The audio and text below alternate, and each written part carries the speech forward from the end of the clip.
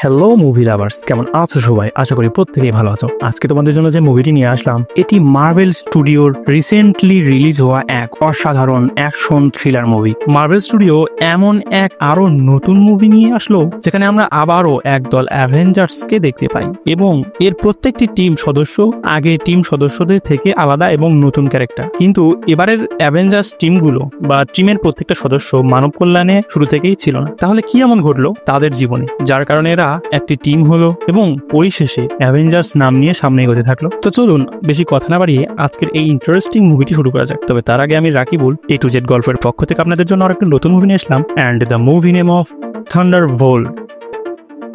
মুভির শুরুতে আমরা দেখতে পাই অ্যালেন নামক এক সিরিয়াল কিলারকে, যে তার মিশন সম্পূর্ণ করার জন্য মানুষকে খুন করা পিঁপড়ার মতো মনে করত। এলেন সাধারণভাবে একটি মিশন সম্পূর্ণ করে এবং সেখানে আমরা দেখতে পাই তার ট্যালেন্ট সম্পর্কে। সে এমনভাবে গার্ডদেরকে মারছিল যেন তার কাছে এগুলো প্রতিদিনকার ব্যাপার ছিল। মিশনটি সম্পূর্ণ করার পর সে এক এজেন্টের কাছে কল করে এবং যার কাছ থেকে সে এই মিশনটি নিয়েছিল। আর এই এজেন্ট ছিল আমেরিকার একজন বড় ধরনের সন্ত্রাসী, যার লক্ষ্য ছিল বিভিন্ন অজ্ঞাত এক্সপেরিমেন্টের মাধ্যমে নতুন এক অ্যাভেঞ্জার্স গঠন করা। কিন্তু তার এক্সপেরিমেন্টগুলো সচরাচর ক্ষতিকর ছিল এবং সে নিজেকে আমেরিকার মধ্যে একজন বড় খেতাব সম্পন্ন লোকে পরিণত করতে চাইতো। এরপর আমরা দেখতে পাই সে আরো কয়েকজন কুখ্যাত মাফিয়াকে ভাড়া করে এবং অনেক মিশন সম্পন্ন করে। আর এই বিষয়টি আদালত সন্দেহ করতে শুরু করে ফেলে, ফলে তাকে কোর্টের সম্মুখীন হতে হয়। তখন সে সকল প্রমাণ মুছে ফেলে, কিন্তু সমস্যা ছিল সেই সব টেররিস্টদেরকে নিয়ে যারা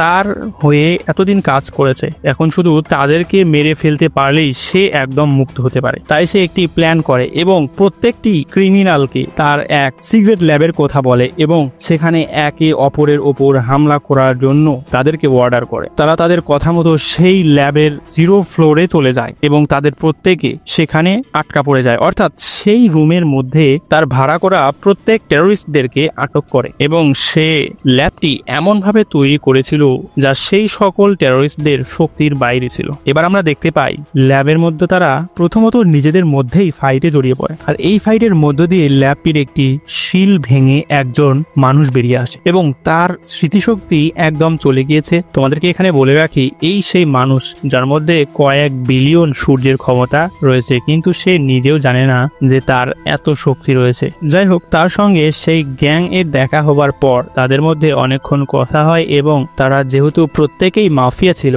তাই তাদের মধ্যে একতাবদ্ধ হতে একটু সময় লাগে এবং তারা এইভাবেই একতাবদ্ধ হয় কারণ তাদের যে লিডার ছিল, অর্থাৎ যে তাদেরকে কাজ দিত, সে নিজেই তাদেরকে হত্যা করার জন্য এই প্ল্যানটি করেছে। এজন্য তারা একে অপরের সঙ্গে টিম হয়ে কাজ করার সিদ্ধান্ত নেয়। তোমাদেরকে এখানে পরিচয় করে দিই এদের সঙ্গে। এলেনকে তো আমরা প্রথমেই দেখেছিলাম। এরপর রয়েছে ঘোস্ট, যার অদৃশ্য হওয়ার শক্তি রয়েছে। এরপর রয়েছে ক্যাপ্টেন আমেরিকার কপি ভার্সন, যে অনেক ফানি, কিন্তু সত্যি এর মোটামুটি শক্তি রয়েছে কারণ সে পূর্বে একজন সোলজার ছিল। তারা সেই ল্যাব থেকে বের হওয়ার জন্য বিভিন্ন পন্থা অবলম্বন করে। এক পর্যায়ে তারা সেই ল্যাব থেকে বের হতেও সক্ষম হয়, কিন্তু সেই বিল্ডিংটি লক করে দেওয়ার ফলে তারা অনেক খোঁজাখুঁজি করে বের হওয়ার পথ সম্পর্কে জানে এবং নিজেদের মধ্যে অনেক কথা কাটাকাটি হয়। আর এরই মধ্য দিয়ে আমরা মুভিটির মূল ফানি বিষয়টি প্রকাশ পেতে দেখি, যেটাকে আমি অ্যাকশন ফানি বলবো। মুভিটি দেখলে তোমরা বুঝতে পারো। যাই হোক, পরে দেখতে পাই এজেন্টকে,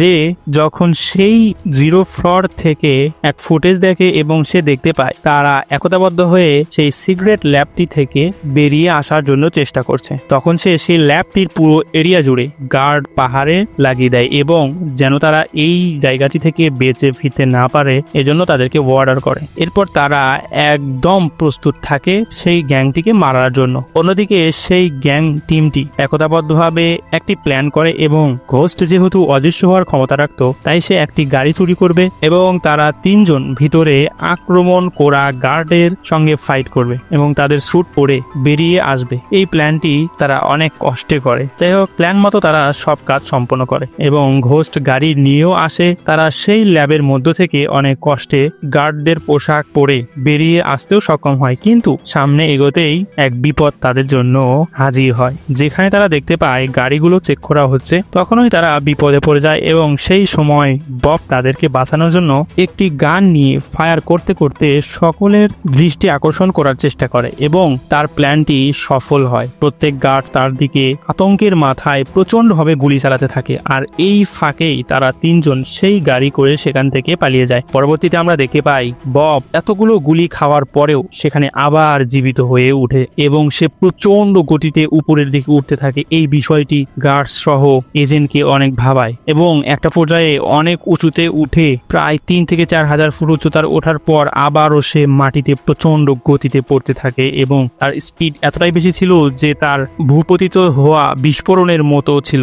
যাই হোক, এই ঘটনার পর তারা তিনজন সেখান থেকে চলে আসে, আর ববের এই বিষয়টি এজেন্টকে অনেক বেশি প্রভাবিত করে এবং ববকে নিয়ে এজেন্ট তার ল্যাবরেটরিতে এক্সপেরিমেন্ট করার জন্য নিয়ে যায়। আর অন্যদিকে এলেনা, ঘোস্ট এবং ওয়াক তারা তিনজন কোনো এক অজানার উদ্দেশ্যে মরুভূমির মধ্যে দিয়ে হাঁটতে থাকে। তখনই এলেনা দেখতে পায় তার বাবা, যে নিজেকে রেড গার্ডিয়ান বলে মনে করে এবং ক্যারেক্টারটি ছিল অনেক ফানি। যাই হোক, সেই গাড়ি করে এলেনাদেরকে খোঁজার উদ্দেশ্যে সেই মরুভূমির মধ্যেই বেরিয়েছে। পরে অবশেষে তাদের সঙ্গে রেড গার্ডিয়ানের দেখা হয় এবং তাদেরকে উঠিয়ে নিয়ে শহরের উদ্দেশ্যে রওনা দেয়, কিন্তু তার গাড়ি ধীরগতি সম্পন্ন ছিল যে এজেন্টের টিম তাদেরকে এক নিমিষেই ধরে ফেলে এবং তাদের ওপর উড়াধুরা গুলি চালাতে থাকে। তখনই আমরা দেখতে পাই মুভিটির আরো একটি প্রধান ক্যারেক্টারকে এবং যাকে আমরা প্রত্যেকেই চিনি, বাকি সেখানে হিরোর মতো এন্ট্রি মারে, সোলজারদের গাড়িগুলোকে একে একে ব্লাস্ট করতে থাকে, আর এই গ্যাংয়ের 4 জনকেও সে সেখান থেকে বন্দি করে নিয়ে যায়। অন্যদিকে আমরা দেখতে পাই এজেন্ট ববকে নিয়ে এক্সপেরিমেন্টের মাধ্যমে তার সকল স্মৃতি ফেরানোর চেষ্টা করছে এবং তাকে নিজের বশে নিয়ে আসার চেষ্টা করছে। আর এই বিষয়টি বাকি বুঝতে পারায় তাদের 4 জনকে সেখান থেকে নিয়ে যায় এজেন্টের হাত থেকে রক্ষার জন্য এবং তারা মোট 5 জন হয়। যেহেতু তারা প্রত্যেকেই নিজেদের পূর্ব কর্ম সম্পর্কে লজ্জিত ছিল, এজন্য এ সময় এসে কিছু ভালো কাজ করার সিদ্ধান্ত নেয়। আর এত কিছু ঘটনার পর তাদের মধ্যেও একটি বন্ধুত্বপূর্ণ সম্পর্ক স্থাপন হয়। তাই এই সকল কিছুর ওপর ভিত্তি করে তারা একতাবদ্ধ হয় এবং সাধারণ মানুষের জন্য কিছু করতে চায় এবং এই মন মানসিকতা থেকেই এজেন্টকে থামানোর চেষ্টা করে। কারণ সাধারণ মানুষের কাছে যদিও এজেন্ট একজন সুনামধন্য ব্যক্তি ছিল, কিন্তু এই টিমটি তার কুকর্ম সম্পর্কে সবকিছুই জানতো। এরপর আমরা দেখতে পাই তারা 5 জনে এজেন্টের যে ল্যাবটি ছিল সেখানে আক্রমণ করেছে এবং প্রথম আক্রমণ অবস্থায় এজেন্ট তাদেরকে বলে, তোমাদের আসার জন্য আমি অপেক্ষায় রয়েছি এবং গেটটি খুলে রেখেছি, তোমরা স্বইচ্ছায় আসতে পারো। তারা প্রত্যেকেই যখন এজেন্টের কাছে পৌঁছায় তখন এজেন্ট তাদেরকে বলে, তোমরা যেহেতু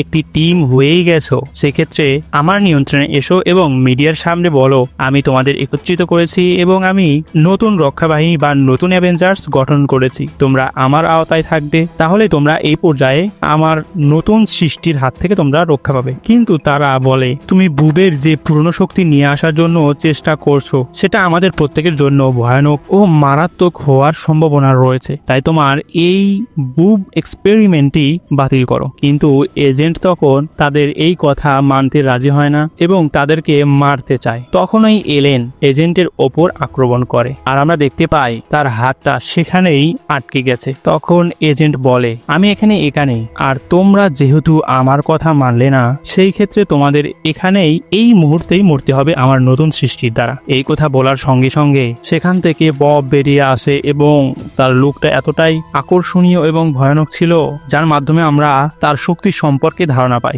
সে যখন এজেন্টের কথা মতো তাদের প্রত্যেককে আক্রমণ করে তখন আমরা তার শক্তি সম্পর্কে সম্পূর্ণ ধারণা পাই এবং বুঝতে পারি তার সামনে পৃথিবীর কোনো কিছুই টিকতে পারবে না। আক্রমণের একটা পর্যায়ে তারা প্রত্যেকেই যখন নাজাহাল হয়ে পড়ে তখন এজেন্ট ববকে বলে তাদের প্রত্যেককে মেরে ফেলো, আর এদিকে তারা 5 জন লিফট করে নিচে নামতে থাকে। কিন্তু বব বলে, তাদের দ্বারা আমার যেহেতু কোনো ক্ষতি হচ্ছে না, সেক্ষেত্রে আমি তাদেরকে মারবো না। তখন এজেন্ট বুঝতে পারে সে তার নিয়ন্ত্রণে নেই, তাই সে তার সিস্টেম দ্বারা তাকে ডিঅ্যাক্টিভেট বা বন্ধ করতে চায়। তখনই বব বিষয়টি বুঝতে পারে এবং এজেন্টকে মারার চেষ্টা করে। এরপর আমরা দেখতে পাই এজেন্টের কর্মচারী সেই রিমোট বাটনটি চেপে দেয় এবং সেখানে বব মাটিতে পড়ে যায়, কিন্তু এতে কোনো কাজ হয় না। এরপর আমরা দেখতে পাই বব এক ভয়ানক কালো রূপ ধারণ করেছে এবং পুরো শহরকে কালো ছায়ায় গ্রাস করে করতে থাকে। আর এই কালো ছায়ার মধ্যে যারা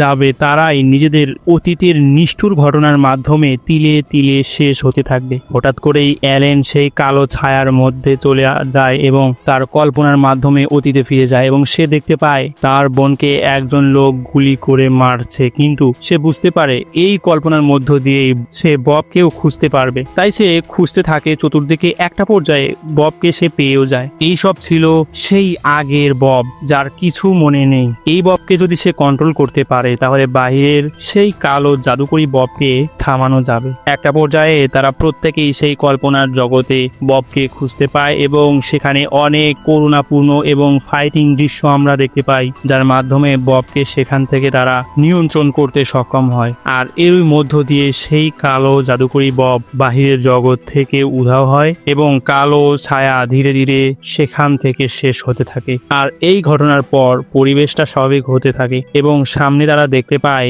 এজেন্টকে, যে তার সঙ্গীদেরকে বা গার্ডসদেরকে ডাকছিল এবং তাদের থেকে সাহায্য চাইছিল। তখনই রেড গার্ডিয়ান বলে ওঠে, তাকে তো আমি এখনই মেরে ফেলবো। তারা চারজন যখন তাকে মারার জন্য সামনে অগ্রসর হচ্ছিল তখন ওই এজেন্ট একটি পর্দার ওপারে চলে যায়। সাথে সাথে তারা পাঁচজনও সেই পর্দার ওই পারে চলে যায়। সেখানে 6 জন ছিল।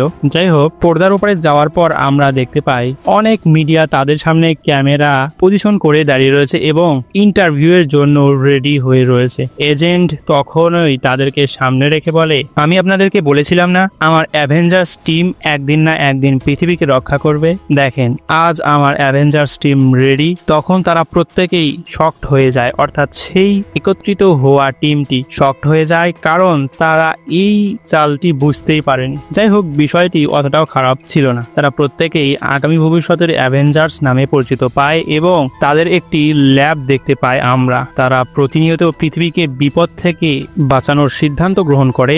আর এরই মধ্য দিয়ে আজকের মুভিটির ইন ঘটে।